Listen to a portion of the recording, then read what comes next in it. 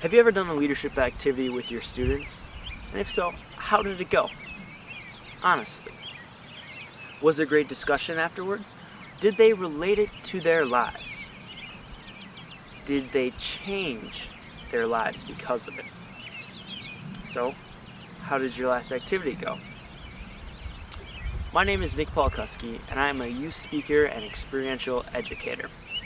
If you're like most people, whether you're a teacher, an advisor, a camp counselor, or a youth speaker, chances are your last activity didn't quite go that well.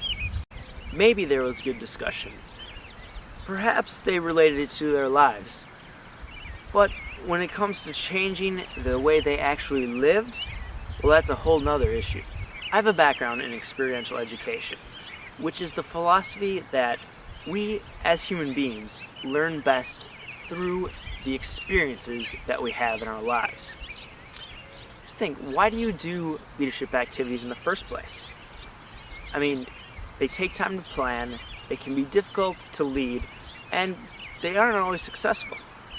The reason we do these activities, the reason you do these activities, is because you know that they have the powerful potential to change people's lives. They have the potential to make a huge impact in your students' lives. But it's important that we remember that it's not about the activity. You could have the perfect leadership activity picked out. It covers all the important points that you want to teach. It could be just sitting there, perfect activity. But that alone is not going to be enough. You see, the real magic happens after the activity takes place. The magic occurs in the debriefing or the processing system that happens that allows the students to reflect back on what happened in the activity. But a good processing system doesn't just stop there. And that's where most people make the mistake. Most of you, if not all of you, I'm sure, have the group huddle up in a circle and go through some questions. How did that make you feel, kind of stuff. But that's not enough. That's not a processing system. That is just simply sitting down and asking a couple questions. Coming up with a clear processing system will have a huge impact in how effective your leadership activity is. Because it's not just about sitting down and asking questions about the activity. It's about relating it back to their life. And it's about changing the actions that they take. What I want to give to you here, I want to take you quickly through the processing system that I use. So let's check it out. This right here is an example of the debrief process that I like to use. There are several others out there, and I've used them and looked at a lot of them. But this is really a combination of the things that I like best about each of them. And the reason I really like this process is because, for one, it is nice and simple. This debrief process really only has 4 main components, so it's easy to kind of keep in the back of your mind. So when you're going through an activity, all that it really requires is some in-the-moment thinking by you just based on these 4 components.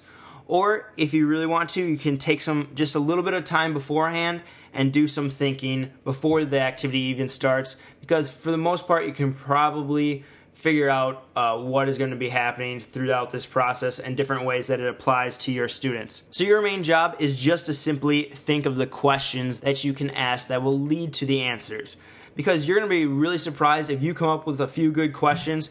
You're going to just be amazed. The students will do most of the heavy lifting for you. They're going to be thinking of their own answers, and oftentimes they're going to come up with answers that are way better than anything you could have ever thought of, just because you're not living in their life. They're going to have answers that are going to apply perfectly to their lives and be really things that they're thinking about constantly. And a little bit of a sidebar here. Throughout this process, your job is to facilitate. When I say facilitate, I do not mean teach. Those are 2 very different things.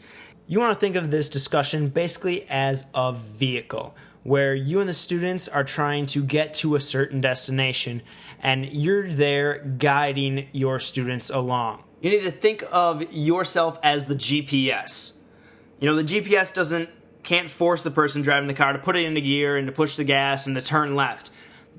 All that they can simply do is guide them to that destination. And sometimes the driver, the driver of the car, they might want to take a different route. They might want to go the scenic route, or they might have a different way of getting to that destination. Your job is to help guide them along the way, no matter which path they choose. The other reason I really like this debriefing process is because it is very versatile.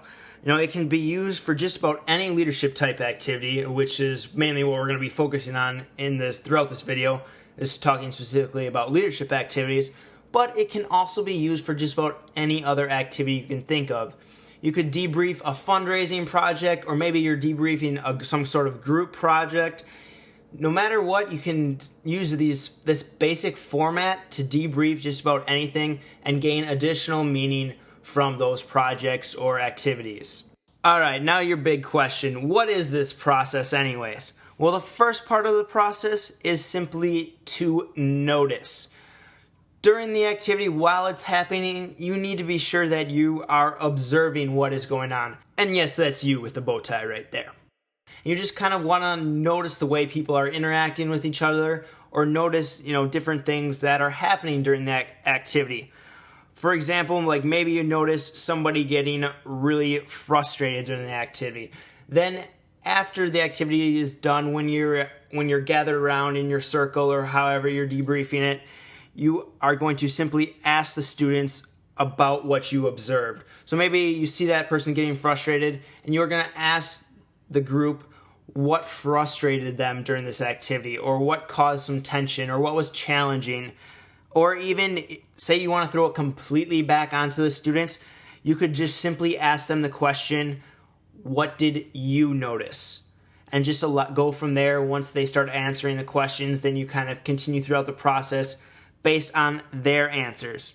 One additional point, one thing you never want to do, especially at the start of a group where they may not, yet be willing to share a lot, you never want to ask a cold question. And yes, that is a penguin with a question mark on it. But you never want to ask a cold question. You always want to allow the students some chance to warm up to that question. So maybe first of all, you throw that question and just have them write down some of their answers to that question. And then you have them turn to a partner and tell that partner what they wrote down or the answers that they had. Or maybe you skip the writing down step and just have them turn to a partner and talk about those answers. Basically, you want to give them some chance to realize that their answer to the question could be the right answer, or that other people are thinking along the same lines. You want to give them some chance to kind of, have some confidence that they know what they're talking about, so that they're more willing to share with the big group. And that really is a topic for a whole nother video, but I just wanted to give you that point so that you can keep it in mind. Try never to ask a cold question to the group. You'll get much better responses if you don't. The next step in the process is to figure out the cause. Basically, you're going to be talking about the reason the thing you noticed occurred. So you're going to say, let's say again, that frustration that you noticed during the activity. Well, maybe that frustration happened because that person or a couple people didn't feel like they were being heard. There was some sort of breakdown in communication. So that's really all this whole next step is all about. Just kind of identifying the underlying reasons for the things that you noticed. Trying to figure out what the real cause of those feelings or those frustrations were during that activity. And now here's where we start getting into the good stuff. The next step is to relate. Basically, you want to take that cause that you identified in the last step and you want to put it back onto their lives and figure out a time when they've noticed that happening in their life specifically. With our communication example, maybe a student brings up a past fundraising project that the group did where they felt there was a lot of extra stress and a lot of extra tension, and maybe they talk about the reason for that was because there was a breakdown in communication and I wasn't clear about what I was asking the group to do. So basically, you want to take that cause and that thing that you noticed during this activity and really guide students to relate it back to their life to specific times that those situations occurred. Either specific times they felt that feeling that they felt during the activity, or specific times when the cause that you identified happened to them during another project or another activity or another point in their lives. And at this point in the process is where most people stop. You know, they get to this point, they relate it back to their students' lives, which is good, which is excellent, but it's this next step in the process that is money. So let's get right into it. This next step is where you want them to apply this to their lives. What you want to do is to take what they noticed, the cause of that, and how it relates to their lives, but then push past that and realize what they can do to help alleviate that stress or to help improve their lives. You want to basically turn the tables so that now, hey, let's create this action plan for the future so that our lives can be better in this specific area that we identified. Basically, what has happened so far in the process is the students, they have noticed a feeling or emotion during this activity. They have identified the root cause of that feeling or emotion, and then they have related how that cause affects their lives, how it relates to their lives when it actually occurs. Now we need to get them thinking of tactical ways that they can improve their lives in the future, so that when that situation comes up again in their lives, they know how to handle it better. They can improve the way they relate to that situation or the way they handle that situation, or can completely eliminate that situation from ever happening in their lives again by doing these preventative steps. Basically, we need to have each student sit down and figure out how they can personally apply it in a step-by-step manner to their lives. Personally apply something that will alleviate this situation from ever happening. So for example, our frustration example from before, you know, I get frustrated when there is a breakdown in communication, and I realize that I wasn't being clear enough in my communication. So in the future, what I can do is when I'm communicating directions to someone, I can ask them to repeat that directions back to me in their own words so that I can be sure they understand what my true meaning is in my communication. And really, this is a spot where you can start putting on your teacher hat. You're going to have to help them start thinking about ideas and thinking about ways that they can apply this to their lives. So this is going to be the point, especially where you switch from being more of a facilitator into more of that teacher role to help, guide them and give them specific examples or instructions on ways that they can apply this process. That right there is the debriefing process. Notice, cause, relate, and apply. 4 simple steps that you just have to keep in mind, but it's going to take some practice. You're not going to be comfortable doing this right away out of the gate. Take some time, think about how you're going to implement this in your next activity. There you go. That is the core to the processing system. I know it will be extremely valuable for you and your students. Now, I want to challenge you to try this system out as soon as you can, because I know once you test it out, you are going to love it. You're going to love the impact that it has with your students. So I want to make it as easy as possible for you to test this out. Below the video, I have included a link to a sample of my book, Extreme Ed. This book is filled with some leadership activities that you can test out in your classroom with your officer team or wherever. Just give it a shot as soon as you can and then try out the processing system. I know it'll be beneficial for you. Also, I will be releasing some more videos in this series to help make your leadership activities even more impactful for your students. In the next one, we're going to talk about ways to go beyond just the sitting in a circle asking questions type of processing.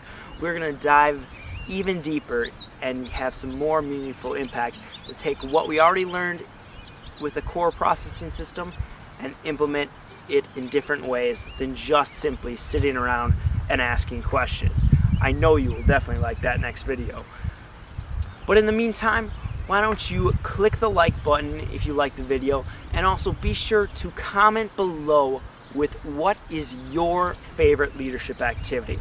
So until next time, experience the adventure.